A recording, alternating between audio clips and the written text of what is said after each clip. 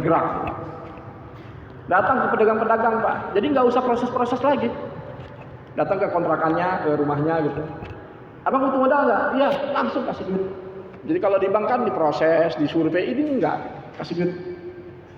Siapa yang nggak tertarik lihat duit gitu kan? 10 juta, bisa buat dagang.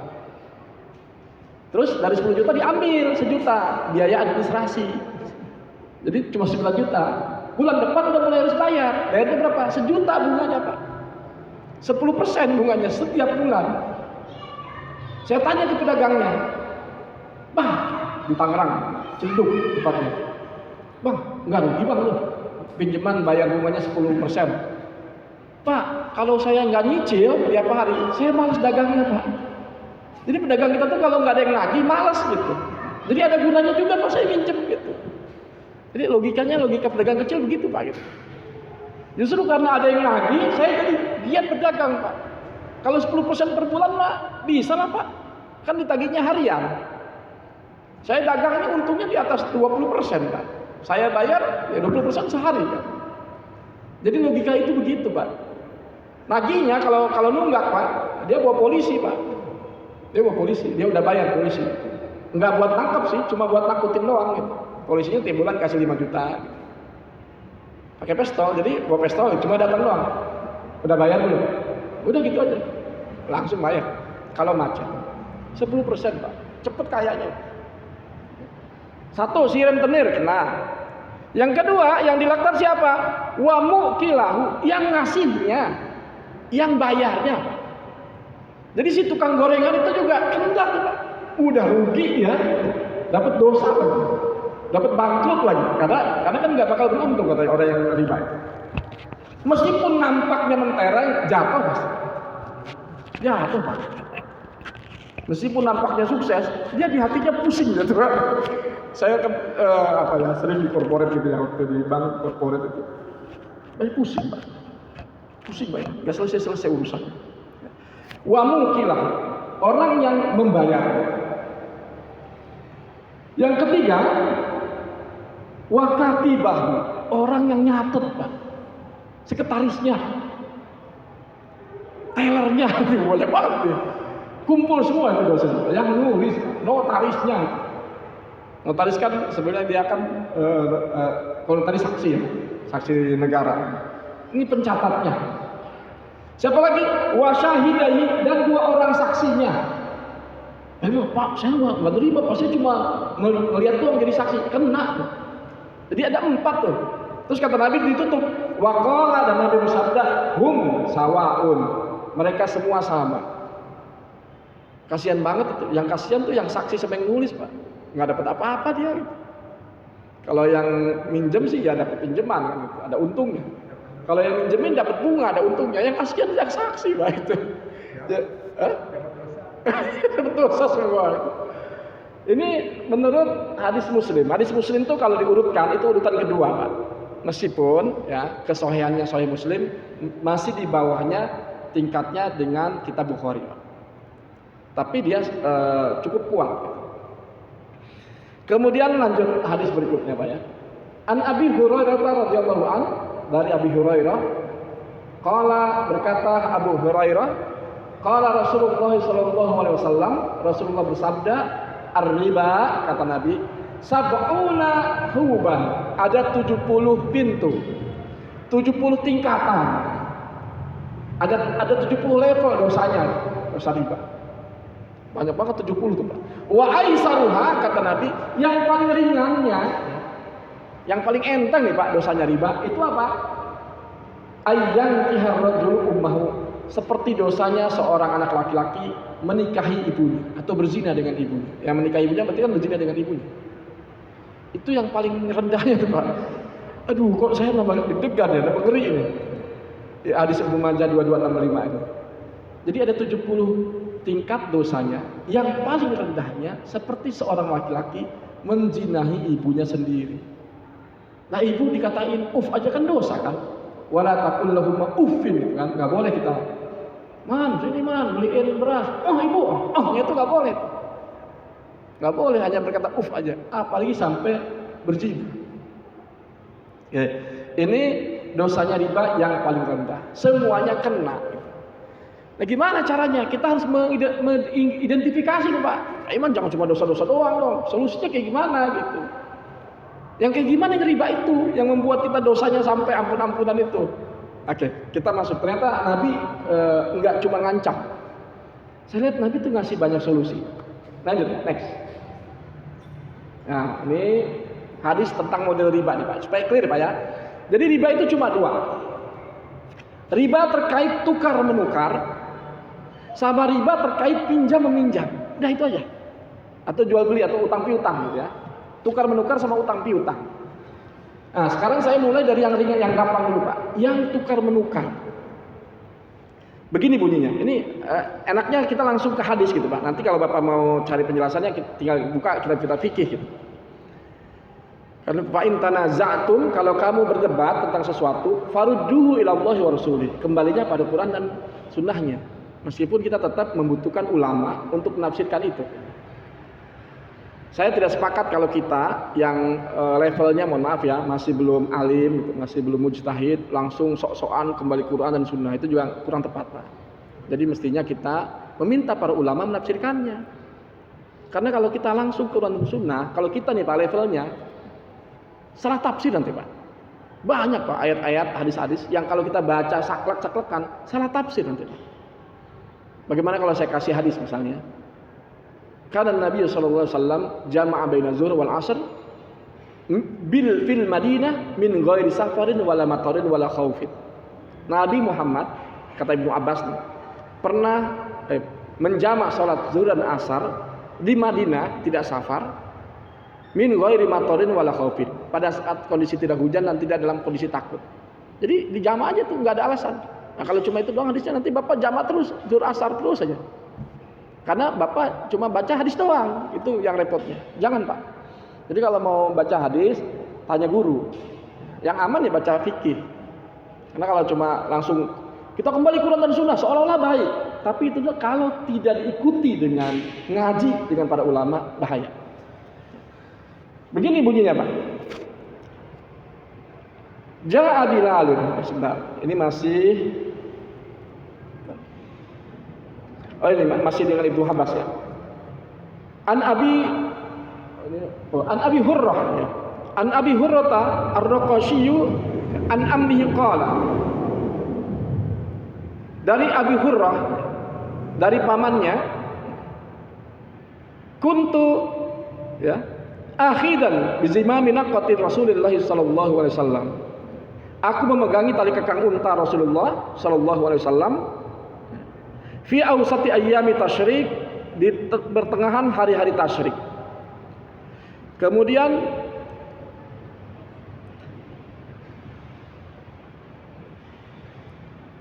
udunan ada sebentar, ini salah ketik nih. Adudun nas anhu faqala ala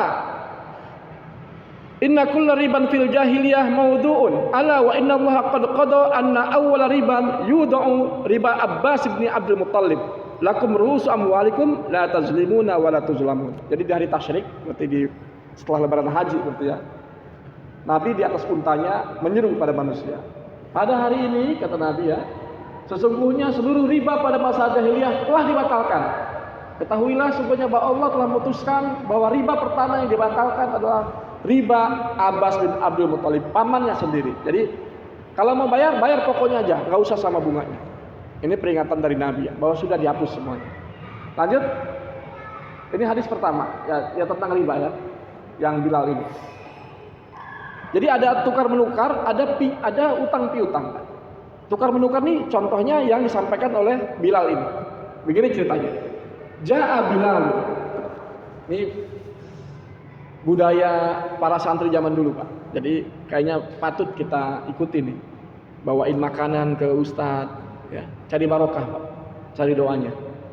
Bilal juga termasuk kan santrinya Nabi nih. Ja'a Bilalun, Bilal datang. Kemana datangnya? Ilan Nabi sallallahu alaihi wasallam, kepada Nabi. Bitamrin rodiyin, bitamrin barniyin. Dia membawa datang ke Nabi bawa oleh-oleh kurma barni, kurma yang kualitasnya bagus Pak. kurma super lah. Kemudian Nabi Muhammad SAW memang orang bagus Pak, orang soleh beliau itu, orang yang waroi ya, menjaga dirinya dari yang haram. Nanya dulu, kita kan kadang-kadang enggak kan, ada yang ngirim barang, makasih ya, makasih, nggak pernah kita tanya. Ada makanan di kantor di meja, makanan langsung ambil, nggak pernah nanya dari mana nih.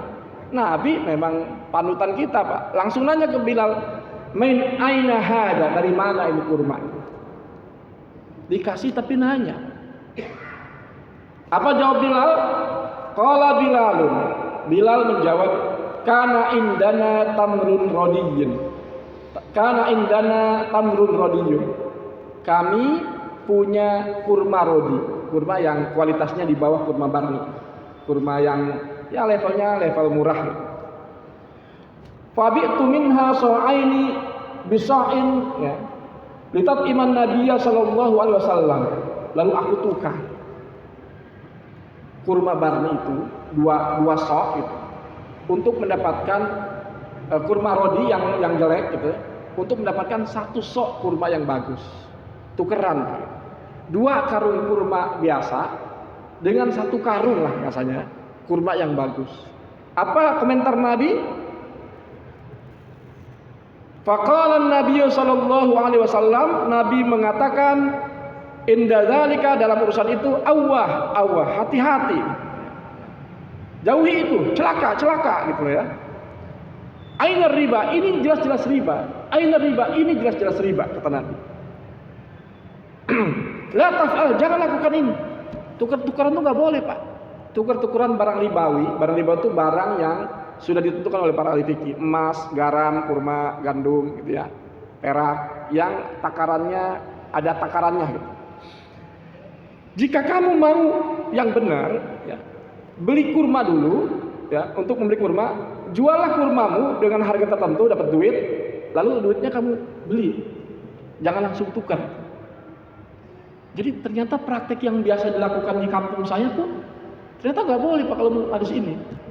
Di kampung saya misalnya Pak ya, biasanya kan kalau hajatan tuh ada yang amplop duit Pak ya, ada yang bawa beras, ya, bawa beras di rantang atau di baskom itu kan ya, dikasih nama gitu Haji Udin, ada berasnya mungkin 5 liter, ditampung kan, di karung yang sama kan, ya ada yang beras yang murah, yang mahal, digabungin aja gitu. Nah biasanya tengkulak beras ngerti tuh Pak, kalau yang habis hajat besoknya datang tuh ke sohibul hajat, Haji, berasnya dapat berapa karung? Ya dapat 12 karung. Udah saya tuker ya dengan beras Cianjur gitu. Berapa tadinya? 15, saya tuker dengan 10 ya. Yang kayak gitu nggak boleh. Itu namanya riba fadl. Dalam fikih para ulama menyebutnya riba fadl. Riba yang terjadi karena tukar menukar barang ribawi yang tidak sama. Kalau mau, kalau ngikutin hadis ini Pak, ya bapak saya dulu waktu nikahin teteh gitu, jual dulu tuh 15 karung kurma, 15 karung beras, dapat duit, baru saya beli. Kan perintah Nabi begitu, jual dulu kurma yang jelek itu, lalu kamu beli yang bagus. Biasanya nih menjelang Lebaran, kalau THR udah cair nih Pak, di terminal-terminal, di pinggir-pinggir jalan pasar itu mulai ada tuh Pak yang tukeran duit baru tuh. Itu kalau bapak praktekin, caranya begini Pak ya, polos-polos begini, dia misalnya pegang berapa ya, 5 ribuan sejuta gitu kan, berarti kan ada 2 gepok ya, biasanya kan ada 100 kan, nah bapak kasih 100 ribuan, 10, kan sejuta tuh, tapi yang 5 ribuan ini jumlahnya nggak per sejuta, tapi cuma 900, langsung, nah itu riba tuh Pak, itu riba fadl, mirip kayak gini. Terus gimana caranya yang benar biar jadi gak riba? Ya udah ikutin, tuker aja langsung. Tuker ya. Nih, 1 juta. Sini 1 juta, jangan dikurang dulu 1 juta. Udah, makasih. Udah habis itu kasih upah. Nih, kamu tadi dapat tukerannya dari mana? Saya nuker Pak di BI Pak gitu. Ongkos berapa? Ya pokoknya habis udah Pak 20.000 nih kasih upahnya ya, 20.000. Nah, itu boleh. Jadi harus selesaikan dulu akadnya masing-masing. Itu maksudnya. Hari itu namanya riba fadl. Hati-hati Pak ya. Ini udah banyak contoh realnya gitu. Tapi ini biasanya jarang kejadian. yang sering di hadis berikutnya. Next. Ya. Kita masuk ke hadis yang Ibnu Majah. Kata Nabi, sebentar.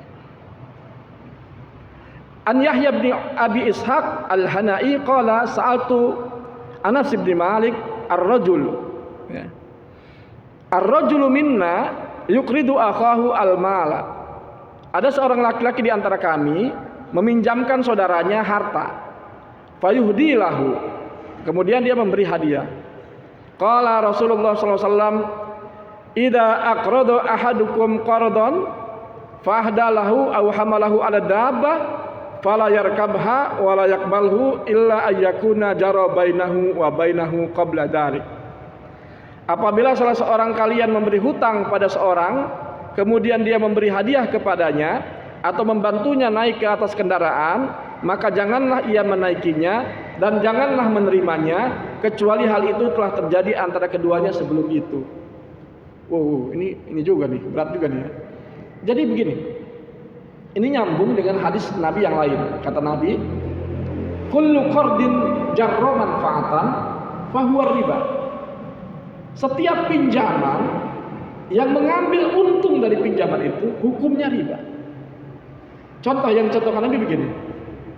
Saya dengan Mas Habib pinjam duit. Mas Habib pinjam duit dong 1 juta buat beli baju lebaran nih, THR kayaknya terlambat. Perusahaannya lagi Covid jadi nggak buka, tapi dikasih sih nanti habis lebaran. Pinjam duit dia 1 juta. Pinjam duit 1 juta nih. Nah, udah gitu pas udah saya pinjam, saya tawarin dia, yuk naik mobil saya yuk, mau kuliah yuk, ikut bareng. Itu Mas Habib kata-kata ini, jangan ikut naik, karena saya posisinya lagi punya pinjaman sama Mas Habib. Jadi jangan ambil untung apapun terhadap orang yang lagi pinjam. Sebegitu harus bunyinya. Kalau nawarin tumpangan jangan dinaikin, karena itu sama saja dengan ngambil untung. Kecuali selama ini memang kita sudah biasa ikut tumpang. Jadi jangan menerima kebaikan dari orang yang minjem selama dia masih punya pinjaman. Jadi hukumnya, Pak, yang riba itu semua pinjaman kalau ngambil untung riba, kecuali 2 hal, Pak. Nanti hadis berikutnya saya kasih kecualian hadisnya. Kullu qardin jarra manfaatan fahuwa riba. Ya. Semua pinjaman yang ngambil untung adalah riba kecuali malam yustarot fi awalil aqd. Apa itu? Pertama, tidak disyaratkan di awal untungnya. Yang kedua, dibayarkannya ya, oleh yang minjam. Nanti kita tes Pak ya dengan beberapa case. Contoh, kalau saya pinjam ke Mas Habib 1 juta, terus saya bilang, Mas Habib nanti dari pinjaman 1 juta itu saya balikin 100.000 tambahnya. Ya, 2 bulan lagi jadi 1.100.000. Ikhlas Mas Habib. Meskipun saya ikhlas, meskipun akadnya dengan bismillah, tapi kalau akadnya pinjaman lalu diperjanjikan di awal, maka jatuh hukumnya riba. Itu pertama, kasus pertama, saya ngejanjiin. Atau kasus kedua, begini, Mas Habib pinjam dong 1 juta. Oh boleh Pak Iman. Tetapi syarat ya, saya kan dulu belajar ekonomi, ada teori time value of money gitu kan, hukum waktu uang gitu kan. Pak Iman harus bayar ya 1.100.000 2 bulan, itu disyaratin. Oh berat banget Mas Habib. Oke deh, 1.050.000 misalnya. Tetap ada lebihnya, tapi disyaratkannya oleh yang minjemin. Maka karena dia dipersyaratkan di awal, jatuh riba. Kasus yang ketiga, saya nggak ada perjanjian apa-apa nih dengan Mas Habib. Mas Habib, saya pinjam uang dong 1 juta.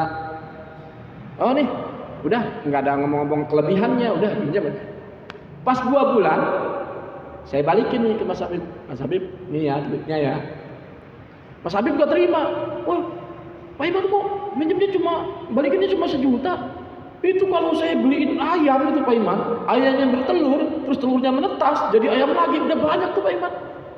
Duit itu udah nganak misalnya. Bayar dong 200.000 lebihnya. Nah itu kan nggak disyaratkan di awal kan, di akhir. Tapi yang mintanya dia. Yang mintanya itu orang yang meminjamkan. maka itu riba. Kasus yang terakhir, yang keempat, itu jadi tidak riba ketika saya bilang ke Mas Habib, pinjam duit 1 juta, oke. Tidak ada perjanjian apa-apa. 2 bulan berikutnya saya datang ke Mas Habib. Mas Habib, terima kasih ya, sudah minjemin saya duit. Nih, balikin 1 juta. Ini saya lebihin nih 100 ribu. Atau saya lebihin 200 ribu. Atau lebihin 300 ribu. Itu tidak riba. Kenapa?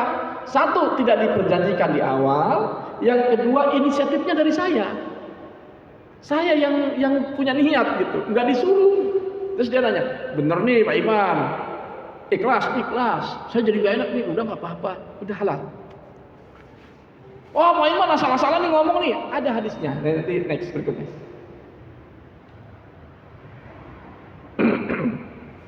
Ya, dari hadis Muslim dan Bukhari, ini kebetulan Bukhari Muslim ini Pak. Jadi ada hadis yang paling tinggi adalah hadis yang di dalam kitab Bukhari ada, di dalam Muslim ada. Semuanya menyepakati sahih. Maka hadis itu namanya muttafaqun alaih. Keduanya sepakat bahwa hadis ini sahih. Bagaimana bunyinya? An Abi Hurairah radhiyallahu an qala, berkata Abu Hurairah, istaqrada Rasulullah sallallahu alaihi wasallam sinnan. Rasulullah pernah meminjam unta. Ya, istaqrad itu berarti meminjam. Fa'utiya sinnan fauqahu. Ya. Kemudian beliau mengembalikan unta itu, mengembalikan untanya dengan unta yang lebih gede, yang lebih mahal gitu. Terus Nabi bersabda, khiyarukum mahasinukum qada'an. Sebaik-baik kalian adalah yang paling bagus cara bayar utangnya. Boleh Pak. Nabi melebihkan pengembaliannya. Ibaratnya minjem unta yang harganya 10 juta gitu, balikinnya dengan unta yang harganya 15 juta. Boleh, asal tidak disyaratkan di awal.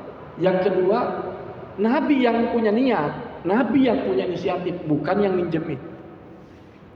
Lalu di hadis berikutnya dari Bukhari, ataitu Nabiya sallallahu alaihi wasallam, Nabi Muhammad sallallahu alaihi wasallam, aku mendatangi Nabi Muhammad wa huwa fil masjid, pada saat beliau berada dalam masjid.